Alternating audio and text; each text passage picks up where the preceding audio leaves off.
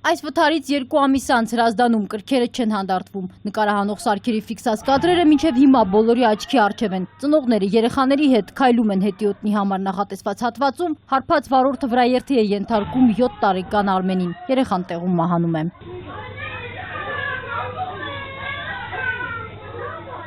Հետո լուրեր տարածվեցին։ Երեխայի հայրը Գագիկ Խամփերյանը փորձում է հաշվեհարդար տեսնել, բայց վարորդի Վանիկ Սարգսյանի նկատմամբ երկանցյա կալանքի որոշում է կայացվում։ Կալանավորվելուց 2 ամիս էլ չանցած Հրազդանում շոկ է առաջացնում վերաքննիչի որոշումը։ Դատավոր Ալեքսանդր Ազարյանը բավարարում է վարորդի փաստաբանի դիմումը եւ գրավի դիմաց ազատ արձակում երեխայի մահվան պատճառ դարձած Վանիկ Սարգսյանին։